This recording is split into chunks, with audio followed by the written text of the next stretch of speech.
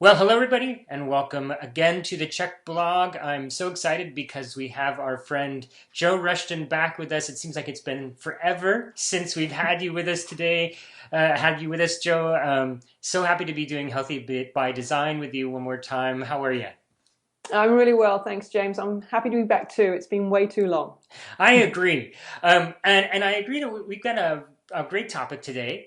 You're going to be talking about sugar is the new fat. So let's dive right in. What do you mean by sugar is the new fat? In a nutshell, James, I think that we've just finally come full circle to realize it's not more fat that's creating us to become more fat. It's actually finally realizing that the amount of sugar and the amount of added sugar in our diets is really what is creating I think it's Mark Hyman says, the diabetes or diabetes rather, whereby we've got a combination of obesity with diabetes.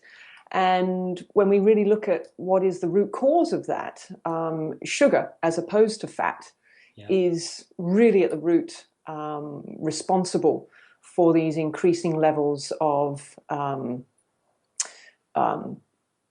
conditions within the body. I Yeah. mean, we know that diabetes and obesity are just, the obvious thing that we go to in our head when we think about too much sugar. But essentially, we also know that sugar creates inflammatory responses. And we know that inflammation lies at the basis of, 96 to 98% of all disease. Yeah. Yeah. So, I guess in a nutshell, that's what I mean by, sugar the new fat. And when you look at the statistics, we've got up to 74% packaged foods have actually got added sugar in them. Wow. And that's an American statistic. Yeah. And the average American, I think, is consuming about 61 pounds of sugar in a Hey, year. we win.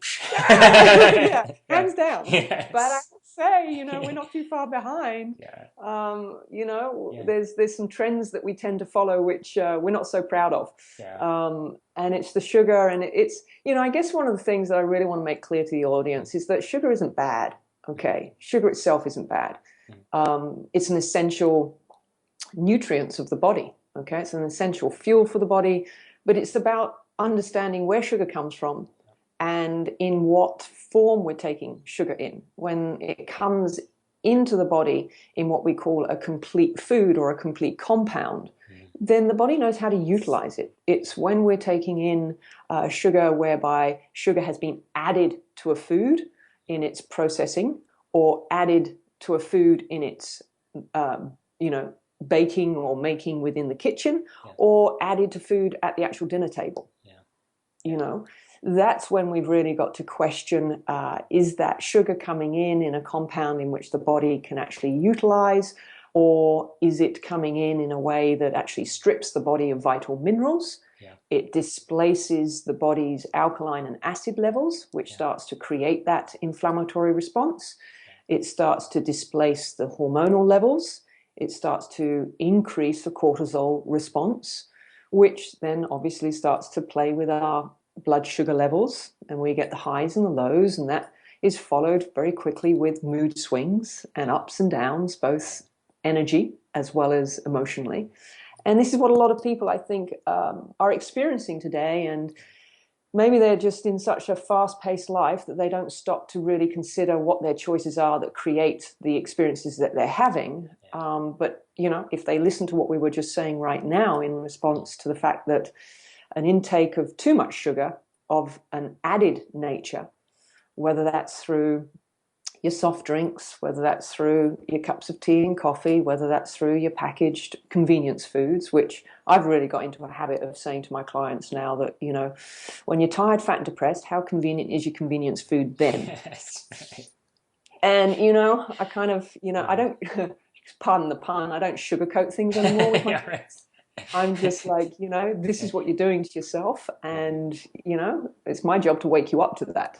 Yeah. So, I guess in that respect, they're the key things that our audience just need to be reminded of. Yeah. Is that, from a symptomatic perspective, what people are experiencing, whether it's a lack of mental focus, whether it's a emotional roller coaster, whether it's an energy high and low that they're not able to manage and balance, whether it's fogginess, whether it's monkey chatter and feeling like they've got too much energy, because that's what sugar is. And ultimately, it's, the body's most convenient source of energy. It just doesn't happen to be the most efficient source of energy. So we get into this state where we end up having too much energy.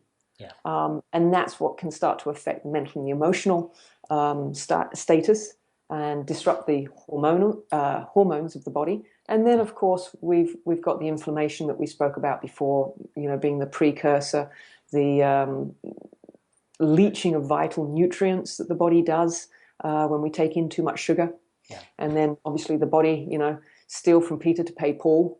And before you know it, we've got various deficiencies. And so much of these things can actually be curbed from happening if we started to take a look at healthier options to satisfy that sweet tooth.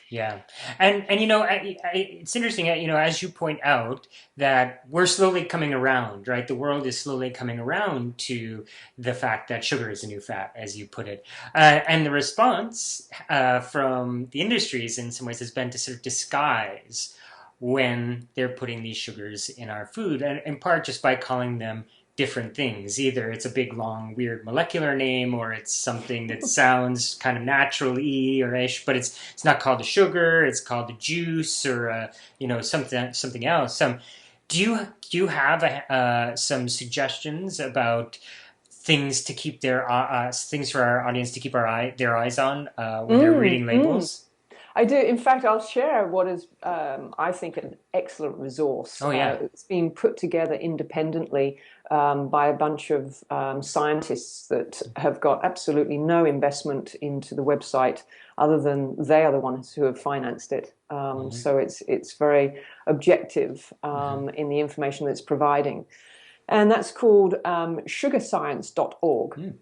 Great. And it's a great resource for the general public, great resource for families and, mums that are trying to get their heads around, okay, what is considered a healthy choice? Because, again, lots of so-called healthy foods and healthy choices can be laden with this added sugar that's very well disguised. And on this particular resource on the website, it gives you like 61 different names that, are used as sugar on labels. And at the end of the day, sugar is sugar. And when it comes, as I said, in the form of added sugar, and then, of course, high fructose corn syrup, lots of people think that agave is a healthy option, and the research that has since been done on that has shown that agave itself, depending on how it's produced, can have a high content of fructose corn syrup in it. We know how, dreadfully dangerous high fructose corn syrup is by itself and to the liver. So just being a little bit more, aware. I mean, I can just having a look at, down this list that I've got in front of me of 61 odd, different names for sugars and, anything that's the obvious. But then they've got, things like grape sugar, okay, and, glucose solids, and fruit juice concentrate. Yes, Which sounds like it might be okay, right? But right. So, another one is just fruit juice. And we think, oh, okay, fruit juice. Well, that's natural. But we forget that it's actually a concentrated form of sugar that's extracted from the fruit itself, which no longer comes with the other compounds that the body then has in order to help break down that sugar and make use of that sugar. So, there's another one here, free-flowing brown sugars, whatever that is. So it doesn't sound too appetizing, but... Exactly. Evaporated cane juice. Then, of course, we've got the dextrin and the dextrose. And then the multidextrin and the maltol and the maltose and the mannose. Another one which, again is a sugar, the muscovado. And, that's another type of sugar. there's so many of them. Sweet sorghum, Mm-hmm. Mm-hmm. and the list goes on. And some people wouldn't necessarily, obviously, as I said, there's more that are more obvious to us, but then there's some that aren't so obvious. Yeah. And they're the ones that, as I said, if you get onto the resource, sugarscience.org, you can take a look for yourself and just become a little bit more aware Yeah. of what might be hidden on the labels and packages of food. Yeah, that's a great resource. Thank you. So what are the alternatives if we're trying to avoid these? What are the healthier alternatives? Okay, that's a great question. I think the first thing that we have to address is that everybody's level of sweetness is different. So what it might require, how much sugar I might Mm. need in order to satisfy being able to taste something Yeah. sweet, Mm. might be completely different to you and to the next person. Hence our unique biochemical individuality that's going on for us. I think one of the first things that we have to remember is that when we're taking in sugar, the more we can do so in its complete form, whether or not we're using fruit and therefore the complete fruit, Yep.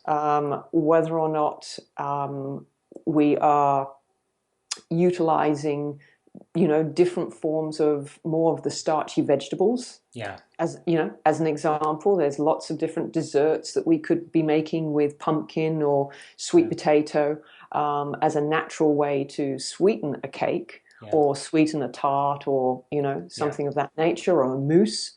Yeah. And then I think that, our first place we go is looking at the raw, unpasteurized honeys. Mm-hmm.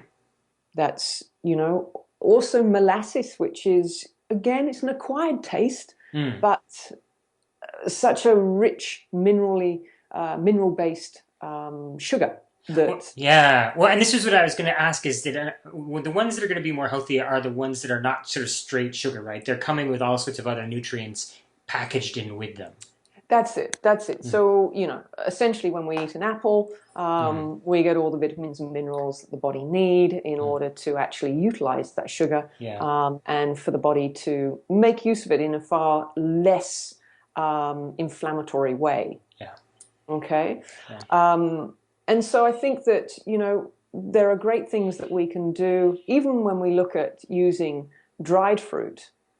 Although the sugar content goes up in dried fruit, providing we're able to match it with a good quality fat, that we can slow the release of the sugar down, then we're able to balance the blood sugar levels more effectively. Yeah. And again, I'm speaking very generally here because there's lots of people out there that, even as my clients, I have clients that, I just don't recommend dried fruit to, simply because they are that sensitive to sugar and they've become that insulin sensitive that dried fruit isn't the way to go for them. And for some of them, not even fruit is. And we can disrupt ourselves hormonally to the point where, even the slightest taste or inkling of sugar, even from something like stevia, which we haven't spoken about yet as another, sweet alternative, that can trigger a craving response, and it can trigger a stress response in the body. So first of all, you really have to be honest about how sensitive to sugar you are. And then with that, you have to ask yourself, okay, what do I need to satisfy that sweet craving? And if you're prepared to really, make some alternatives for yourself, make some mousses, make some smoothies. I make a gorgeous coconut and banana pikelet, which is just, fresh banana mashed up with an egg and some coconut flour. And, that is just mixed together. No additional sweetener is required because the banana itself is sufficient. Sometimes I add some blueberries into the mix, and you just lightly saute that in some ghee or some butter, and that makes a beautiful little afternoon snack that's sweet, but again it's come in its natural form with no additional added sugars. So I don't need to add maple syrup. I don't need to even add coconut sugar or anything of a separate sugar in itself. Yeah. Yeah. Yeah. So, and then of course you've got lots of different mousses that you can make. Um, I think that and one of your books has a chia seed that it's chia like seed pudding. it's so Yeah. good. It's one of my favorite things. It's making my mouth water just thinking about it. But it's super simple. It's got a wonderful texture, and you don't need to use a lot of sweetener in it either. Again, you don't. And depending on what fruits you use, Mm. depending on the season that we're in, you could make it with peaches, and or mango, whereby again you have a little higher sugar content, so it's going to Yeah. be naturally sweeter, Mm. but it's the whole fruit. Yeah. And that with the coconut milk in with the Yeah. chia seeds to complete that beautiful sort of set pudding. Yeah. Um, and it's a great alternative. Yeah. Yeah. Um, you And know, I've had that. I've made that for people who were skeptical when I told them chia seed what, and they were complete converts. So it's really is wonderful. mm, and brownies. Yeah. Looking at how you can make some really beautiful, chocolate brownies by using a mixture of different nuts, Hmm. and then taking either dates or what am I? What's the other beautiful dried fruit that I use sometimes? Oh, slipped my mind. Um, Dates or prunes. Hmm. Again, if you blend them, Hmm. you've got a beautiful sweet texture that goes through the Hmm. rest of the mix. Yeah. And if you blend it down and add a little bit of coconut oil, Hmm. again, I've got recipes out there. People can Yeah. just, happily follow the Energy Coaching Institute blog or go on and download any one of my ebooks and Hmm. get a whole host of recipes from there. Yeah. Yeah. But they're just, healthier ways. And I'm very much one for helping mums with kids that are constantly looking for Yeah. that, sweet tooth craving. And Yeah. that's more challenging because now in the lunch boxes, you can't send them to school with nuts and you can't send them Yeah. to school with eggs and all, Yeah. all of Yeah. these foods that Yeah. our lifestyle have created an intolerance to. Yeah. Um, so, we do have to think out of the square and look out of the box sometimes. But, Yeah. there's lots of different ways we can make some really beautiful homemade ice creams Oh with, yeah. some beautiful unpasteurized milk Mm. or even coconut milk Hmm. alternatives. Hmm. Hmm. So You're lots of making me hungry, solutions. Joe. It's Lots sometimes of these interviews solutions. are torture because you do talk about such wonderful, and you've made such wonderful recipes that it makes me salivate just a little bit. Um, well, that was wonderful and really practical and useful stuff there, Joe. And especially, I highly recommend people go and look at sugarscience.org because I just popped over there and it's crazy the list of different names for sugar. But they've collected quite a few sort of eye-popping stats as They well do. that Yeah. if you were on the edge about how damaging you thought added sugars might can be, it's worth stopping by to have a look. So valuable Yeah. stuff there and some great suggestions about replacements, alternatives. So thank you so much, Joe. Oh, you're welcome. You're welcome, James. I think, just keep it on the top line, guys. Just realize, be aware of what the symptoms are for having too much sugar in your Yeah. diet. Get clear on what they are. Be honest with yourself if you Yeah. experience them. Know that there's a way of reversing that. Yeah. Get educated on what added sugars are versus just a complete natural sugar. Yeah. And then, just get a little bit creative out there and try some different things. Make it easy. Don't overcomplicate things and just try one thing at a time. Wise words. I love it. Thank you, Joe. And let's do this again very soon. Let's look All forward right. to it. Thanks, Joe. You're welcome. Take care. Bye.